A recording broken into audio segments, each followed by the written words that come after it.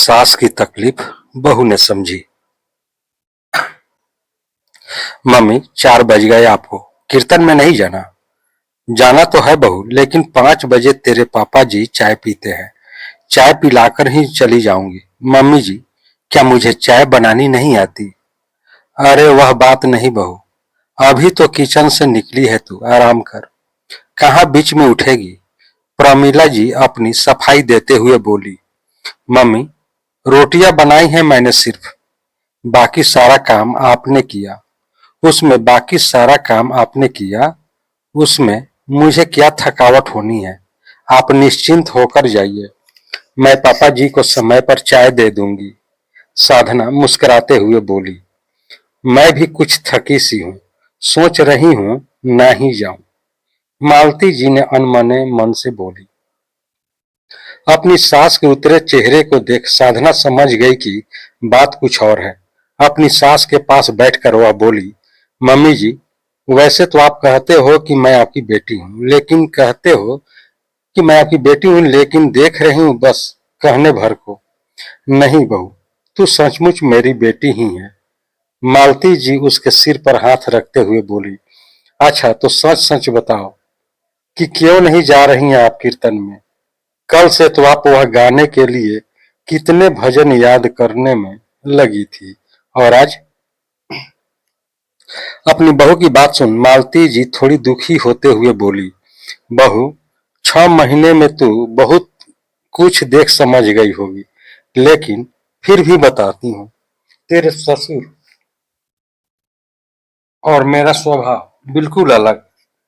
जहाँ मुझे सभी के साथ मिलकर चलना, उठना बैठना, हंसना बोलना पसंद है, वहीं तेरे ससुर बिल्कुल ही अंतर्मुखी स्वभाव के हैं। उन्हें मेरी ये आदतें बिल्कुल पसंद नहीं।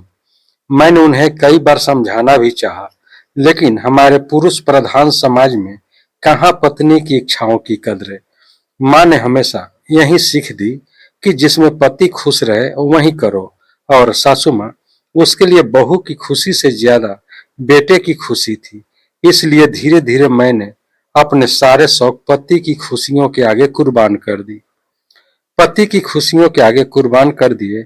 हाँ, बस एक शांति थी कि तेरे ससुर मेरे खाने पीने और ओढ़ने पहनने का बहुत ध्यान रखते थे। मुझे कुछ भी चाहिए होता, मुंह से निकालने से पहले तुरंत लाकर हाजिर कर देते। उम्र के साथ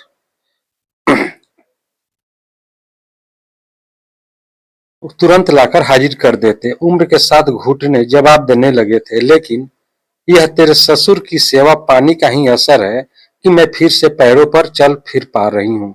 बस बहू, मैंने इसी में संतोष कर लिया कि दुनिया में सभी को मनचाहा तो नहीं मिलता, मुझे तो फिर भी ईश्वर ने बहुत कुछ दिया।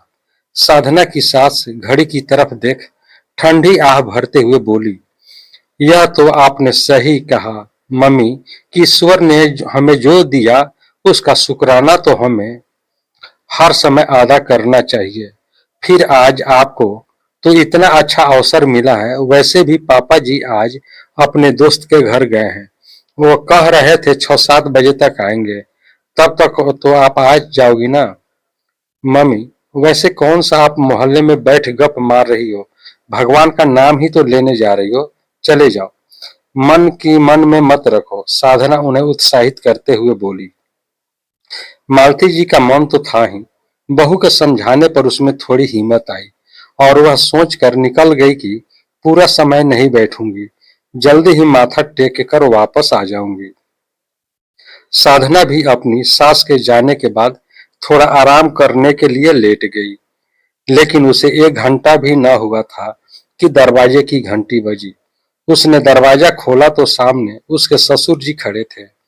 देखकर एक बार तो वह भी घबरा गई, लेकिन फिर उसने खुद को थोड़ा सा मान्य किया। घड़ी में देखा, 5:30 बजने आए थे। पापा जी, आप जब तक फ्रेश होकर आइए, मैं आपके लिए चाय बना देती हूँ। बहू तुम आराम करो, चाय तुम्हारी सास बना देगी। पापा जी, मैं तो आराम ही कर रही थी, और वैसे भी दोपहर से मम्मी जी की तबीयत सही नहीं, दवाई लेकर थोड़ी देर पहले ही लेटी है, उन्हें जगाना सही नहीं। क्या हो गया था, मुझे फोन क्यों नहीं किया? उसके ससुर थोड़ा चिंतित होते हुए बोले, पापा जी, फिक्र करने की कोई बात नहीं, बस थोड़ी थकावट थी और बीपी लो।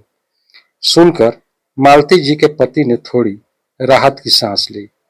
जब तक वह फ्रेश होकर आए, साधना चाय बनाकर ले आई थी। अपने ससुर को चाय दे वह भी वहीं बैठ गई। पापा जी, आज आप अपने दोस्त के पास गए थे, कैसी रही आपकी मुलाकात? बस बेटा, दोस्तों के साथ मुलाकात मतलब खुशियों की सौगात।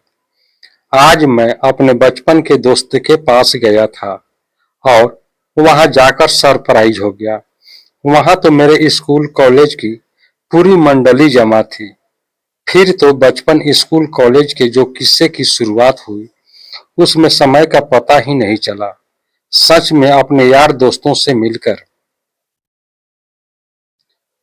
जीवन में फिर से जोश भर जाता है। सबके साथ मिलकर आज अतीत की गलियों में पहुंचकर जो खुशी मिली, तुम्हें बता नहीं सकता। ऐसी ही मुलाकातें महीने में एक आध बार हो जाए तो हम बूढ़ों को दवाइयों की जरूरत ही ना पड़े। कहते हुए प्रमीला जी के पति की आंखों में चमक थी।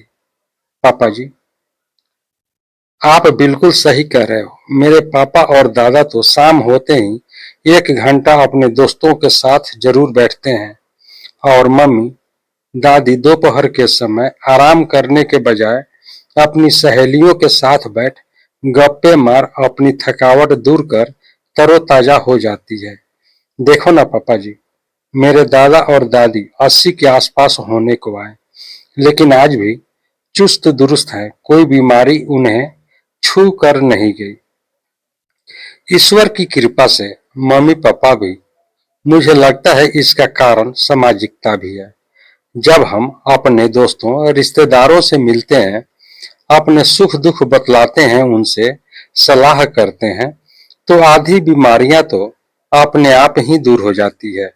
जैसा आपने कहा कि अपने दोस्तों से मिलने पर लगता ही नहीं कि हमारी उम्र बढ़ रही है। वैसे एक बात कहूं पापा जी, मैंने देखा है कि आप मम्मी की कितनी फिक्र करते हैं। एक पति शायद ही अपनी पत्नी की बीमारियों के लिए ऐसे रात भर जागता हो। लेकिन पापा जी, मुझे लगता है कि मम्मी को दवाइयों के साथ साथ कुछ और भी दिया जाए तो वह जल्दी सही हो सकती है। हाँ हाँ बहू, बताओ ना। मैं तो चाहता हूँ मालती के पैरों का दर्द और बीपी जल्द से जल्द सही हो। तड़पता देख उसे दर्द से तड़पता देख मुझे क्या कम तकलीफ होती है। पापा जी, मुझे पता था आप मम्मी के इलाज के लिए कुछ भी करने के लिए मना नहीं करोगे, इसलिए मैंने मम्मी को आज कीर्तन में भेज दिया। कीर्तन में कीर्तन में जाकर मम्मी के पैरों का दर्द सही हो जाएगा। यह कैसे बेवकूफ वाली बातें कर रही हो बहू? मालती जी के पति थोड़ा नाराज होते हुए बोले, पापा जी, दर्द तो मम्मी की महंगी दवाइयों से भी कम नहीं रहा होगा। अभी कैसे? जब तक मम्मी मन से खुश नहीं होगी, कोई भी दवाई अपना असर नहीं दिखा सकती। और मम्मी जी की खुशियों का गला तो आपने उनके इस घर में आते ही घोंट दिया था, और उन्होंने भी आपकी खुशी के लिए अपने सारे शौकों को तिलांजलि दे दी। पापा जी, क्या आपने मम्मी के लिए अपने किसी शौक को मारा? फिर मम्मी से इतनी बड़ी कुर्बानी क्यों? पापा जी, मेरा मन आपका दिल दुखाने का नहीं, लेकिन सासू माँ की घुटन मुझसे देखी नहीं जाती। मालती जी के पति इतनी देर से अपनी बहू की बातें सुन रहे थे।